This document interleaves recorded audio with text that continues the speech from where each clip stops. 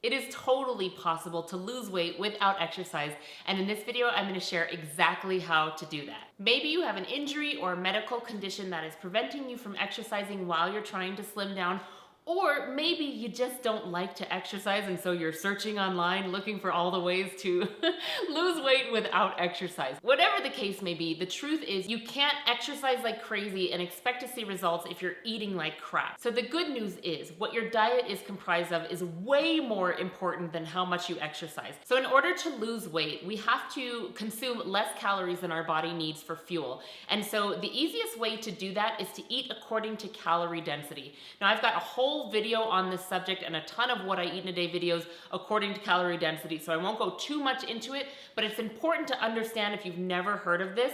This is what allows you to stay full while you eat lower calorie foods. So the foods that are lowest in calorie density or lowest calories per pound of food are vegetables and fruits and whole grains and beans. So that's kind of what your diet needs to consist of. So in my experience and working with clients, this actually works and it helps you stay nice and full. This will help you eat healthfully and for long term, really, because I don't know about you, but when I feel satisfied and like I'm not starving all the time, it's a lot easier to stay on board with whatever my plan may be. You're automatically going to cut out higher calorie density foods like oils and processed sugars, processed flours, and just kind of junk food, whether it be plant-based junk food or regular junk food. You're gonna be eating a lot less of those, and that automatically will help you reduce your calorie intake. So the example that I give all of the time is if you make a meal of a big bowl of pasta with a nice red sauce and you have a side of broccoli and a side salad, that could be anywhere from 400 to 600 calories. But if you're cooking the broccoli in oil, cooking the marinara sauce in oil, and adding olive oil to your salad, you've taken that meal that is around 400 to 600 calories and you've brought it up to anywhere 8 to 1,000 calories per the meal. So just cutting out those higher calorie density foods like oil will really help you slim down, and it's like you're not even gonna feel it. Next up is to eat mindfully. So if you're watching a screen or you're scrolling or if the TV's on or if there's a million things going on, I don't know about you, but I tend to eat a lot more when there's a lot going on. If I'm paying attention to what I'm eating without distraction, it's so much easier for me to cue into my hunger and fullness cues. And sometimes we have to relearn what those are. So periodically, if you're really out of touch with knowing if you're full or not, you might want to stop in your meal and say, am I hungry? Am I still hungry? Am I full yet? And if you're way out of touch with your signals of hunger and fullness, don't worry, just try a routine. So a good routine to follow would be to have a breakfast, a lunch, and a dinner, and try not to snack in between at all. And then just begin to get in the routine of asking yourself as you're eating, am I still hungry? Am I still hungry? If you're hungry, obviously continue to eat, but enjoy and chew every bite slowly and enjoy it to the fullest. And when you kind of feel like you're getting satisfied, then that's a good place to stop. And just as a reminder, you should be hungry when you go to sit down to have a meal. Hunger is your body saying, I'm ready for fuel. And when you stop, you should be able to get up in theory and walk away satisfied, but I know that takes practice and it's something you'll have to build towards. I would really recommend journaling your progress, especially if you're not exercising, because you have to be extra mindful. So the things that I would recommend journaling would be your hunger and your fullness. So go ahead and rate your hunger and fullness with every time that you eat.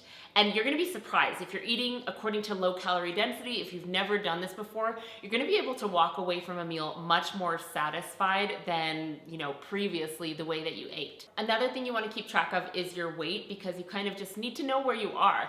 And so you could weigh yourself once a week, or you could weigh yourself every other week, or you could weigh yourself once a day. Whatever is not going to make you crazy is what I recommend doing. And then don't worry if it fluctuates a little, goes up and down. You can even take averages if you'd like. The point is that every Friday I'm getting on the scale and you kind of have this mental accountability to yourself with that. So definitely keep track of that, and then include any notes on your mood or your emotions, anything that could possibly be affecting the way that you're eating in that day. Adequate sleep helps regulate hormones that are related to hunger. When you're sleep deprived, your body actually is hungrier. It raises stress, cortisol levels, and actually helps you hold on to fat, which is the opposite of what you want to do. So having a really good sleep routine is really really closely connected to body fat, and you want to be able to, start to go to bed at 15 minutes or 30 minutes earlier than you are right now. And if that's still not an optimal amount for you to be able to be getting 7 to 9 hours of sleep per night, then incrementally just set your clock back so that you're able to have a full 7 to 9 hours of sleep at night. So do things that are conducive to sleep. So take a warm bath or read a book, like a physical book, keep the lights down low, or maybe even doing some breathing exercises before you go to bed. These are all going to help you kind of be in that calm and set you in a place to really have a deep sleep and let your body work well so that you're not holding on to excess fat. Give your kitchen a makeover. Now, when you first start transitioning to eating a whole food plant-based diet or just a healthier diet from where you're at, the things that are in your cupboard that are not good for you, they're bad foods, those are gonna be calling to you even louder than they typically do and asking you, begging you to eat them.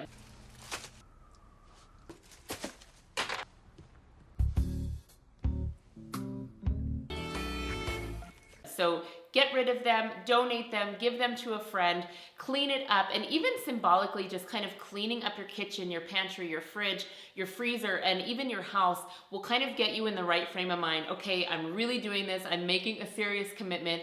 And then you also will have space to stock up on foods that are good for you, fresh produce, and lots of dried goods that you can use that are in their whole form so that you don't have those temptations creeping around.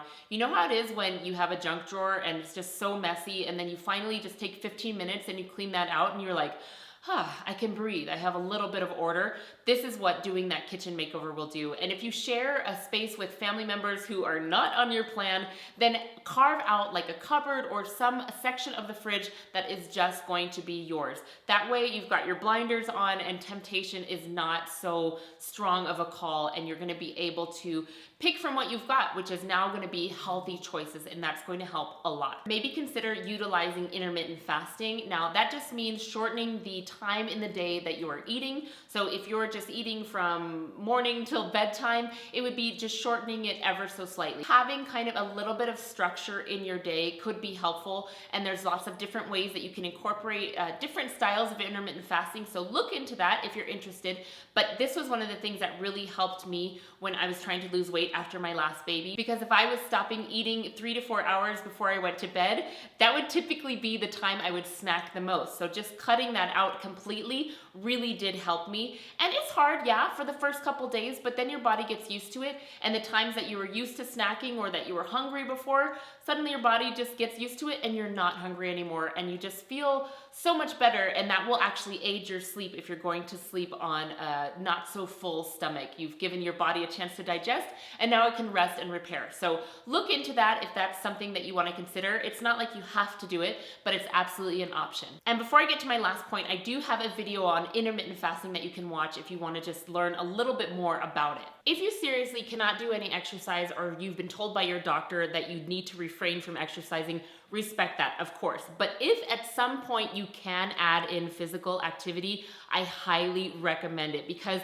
not only is it going to support your weight loss efforts, it's also going to lift your mood. You're going to feel more energized, and honestly, we're made to move. So one of the easiest things that I would incorporate when and if you're able to would be to walk. It's already something that you do. You don't have to pay for it. You can do it inside, you can do it outside, and it really is an easy thing to incorporate. And if you're starting to eat a lot more plant foods and you've cut out the animal products and the processed foods, you're gonna have a lot more energy, and this energy is going to want to make you have to move. So choose something that you enjoy doing. If you're ready to start just, having a redo or a refresh on your life, and you want to really take this seriously, I would love for you guys to check out my free ebook. You can get it on my website, absolutely free. It has kind of a beginner's guide to going plant-based, and I've got a bunch of recipes in there to get you started and on your way. If you enjoyed this video, make sure you give me the little runner emoji in the comments below, and I will see you in the next video. Thanks for watching.